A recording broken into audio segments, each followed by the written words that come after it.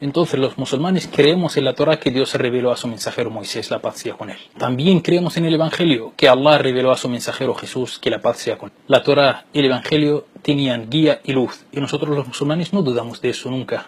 ¿Conservaron los seguidores de estos dos profetas las sagradas escrituras intactas? La respuesta es no.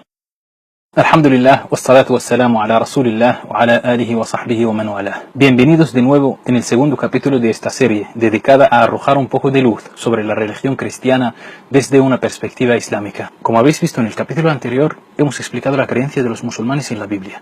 Y hemos dicho que el musulmán cree en la Torá y en el Evangelio que Dios reveló a sus dos mensajeros, Moisés y Jesús, la paz sea con ellos. Pero no cree que la Biblia que hay hoy en día sea la auténtica palabra de Dios. Hoy vamos a explicar algunas cosas sobre ese libro.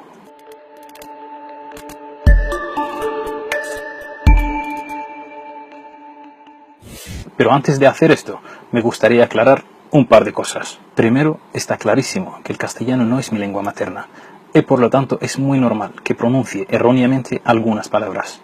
Algo así. Es leviosa, no leviosa. Segundo, esta serie no tiene como objetivo dar un curso intensivo en estudios bíblicos. Es decir, si piensas que después de verla te vas a convertir en un especialista en la Biblia, estás equivocado. El objetivo es solamente demostrar de un modo general y en un tiempo muy corto la falsedad de la Biblia como palabra de Dios. Y después demostrar que la religión que practican los cristianos hoy en día no tiene nada que ver con el mensaje de Jesús, la paz sea con él. Porque el que sigue los pasos de Jesús no hace esto, por ejemplo.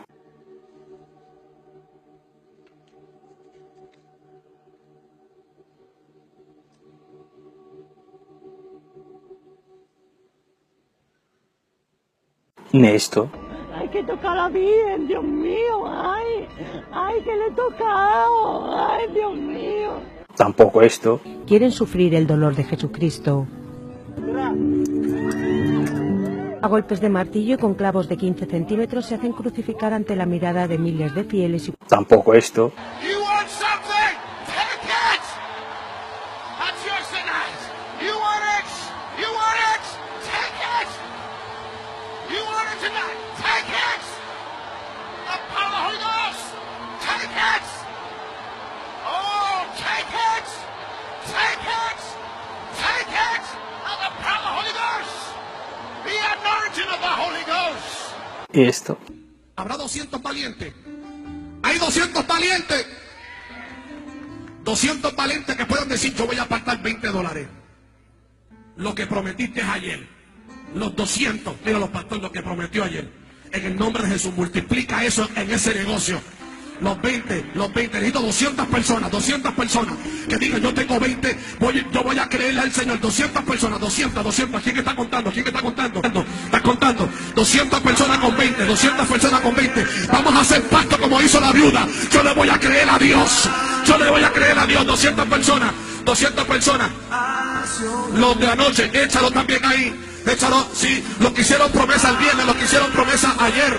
Venga, haga pacto, hermano, haga pacto, no se vaya, haga pacto. Vaya, recoja su cartera, coja su cheque, coja su tarjeta de crédito. Yo voy a hacer pacto porque yo quiero que la lluvia de Dios me alcance. Y ahora, manos a la obra.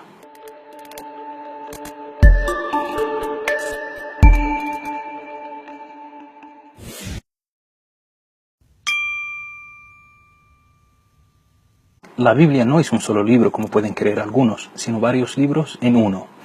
Es una recopilación de textos que en un principio eran documentos separados. Pero antes de avanzar en este tema, es importante dejar claro que los cristianos consideran que la Biblia es la palabra de Dios, inspirada por Dios, y no la consideran para nada una obra humana. Vamos a visitar uno de los más importantes portales de recursos y noticias sobre apología cristiana, la página web que se llama godquestions.org. Alguien le mandó a la página la siguiente pregunta: ¿quiénes fueron los autores de los libros de la Biblia? Y la página responde: por encima de los autores humanos, la Biblia fue escrita por Dios. La Biblia fue inspirada por Dios. Dios supervisó a los autores humanos de la Biblia para que registraran exactamente lo que Dios quería que se escribiera. Eso es exactamente lo que predican los curas y sacerdotes en sus charlas y discursos. Para que sepan con certeza que la Biblia es palabra de Dios. Palabra de Dios. Cada profeta y cada escritor, todos absolutamente escribieron guiados. La palabra inspiración viene del latín que significa in, dentro, spiro, soplar. Dios sopló sus pensamientos sobre los autores de la Biblia. Dios sopló sus pensamientos sobre los autores de la Biblia para que los autores al escribir la Biblia coincidieran todos en el mismo mensaje, en la misma filosofía, en el mismo sentido y en la misma verdad que contiene el Génesis hasta el libro de Apocalipsis.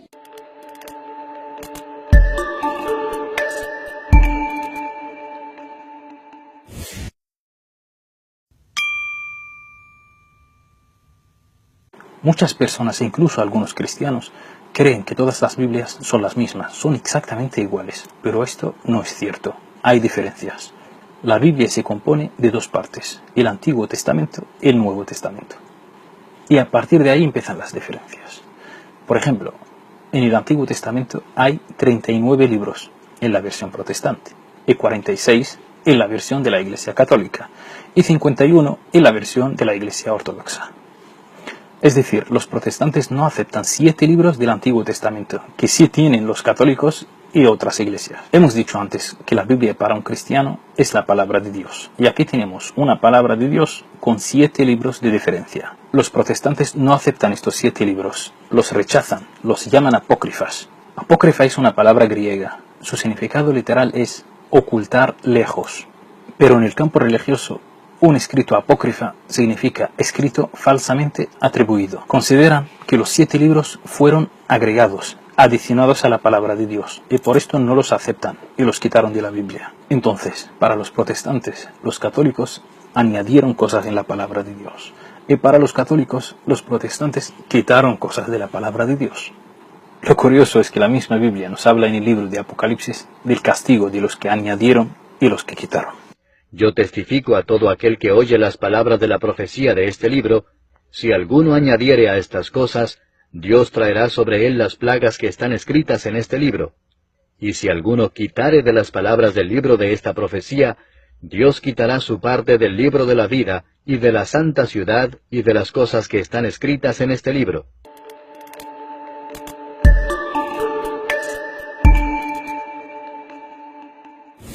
Dice Sheikh Mohammed Isa García en su traducción de los significados del Corán al español, una traducción muy recomendable cuyo enlace pondré en la descripción del vídeo para que la podáis descargar.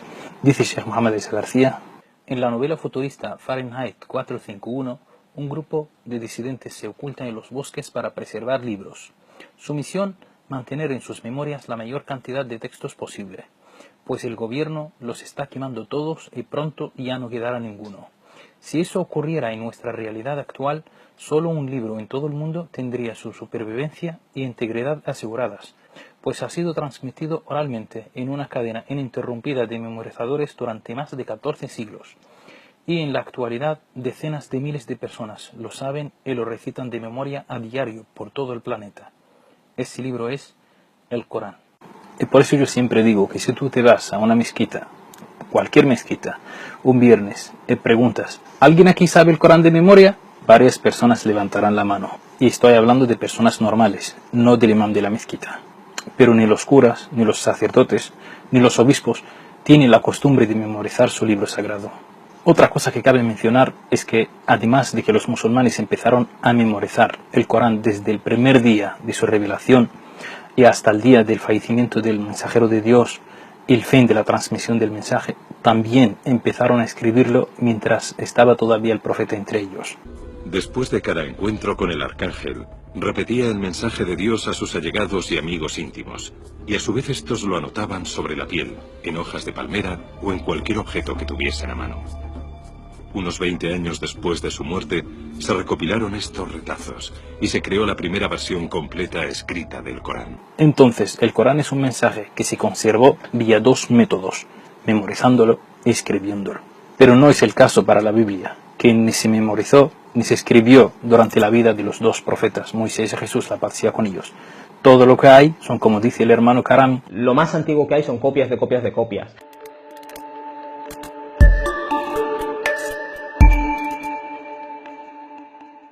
Y no es posible hablar de estas copias sin explicar un término importante en el campo bíblico. Un códex, un códice. Un códice es uno de los formatos del libro. Se compone de varios cuadernos pegados, cosidos, encuadernados. Aunque técnicamente cualquier libro moderno es un códice, el término se utiliza comúnmente para los libros escritos a mano en el periodo previo a la imprenta. Los códices más antiguos son el alejandrino, el sinaítico y el vaticano.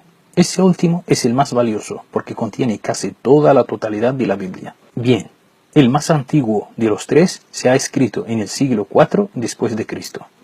Teniendo en cuenta que Moisés, la paz sea con él, vivía en el siglo XIV a.C., vemos que entre él y el manuscrito más antiguo hay una fosa de 1800 años. Pero ojo, eso no es todo.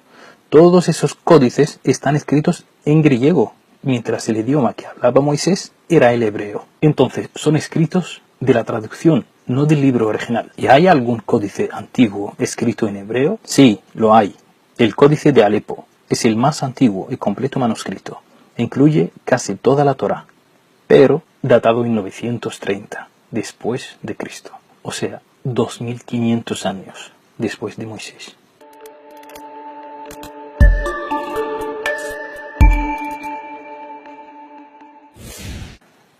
En el Islam, si se interrumpe una sola vez la cadena de transmisión de un hadith o desconocemos a una sola persona en esta cadena, o vemos que hay dos personas que nunca se pudieron ver cara a cara y por lo tanto uno nunca pudiera haber escuchado directamente del otro, lo consideramos un hadith débil, daif, lo rechazamos y no vale como prueba de nada en nuestra religión.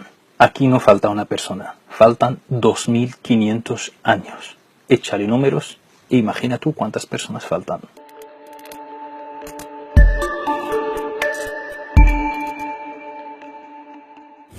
Si te ha gustado el capítulo, no olvides compartirlo, suscribirte en nuestro canal y seguirnos en Facebook.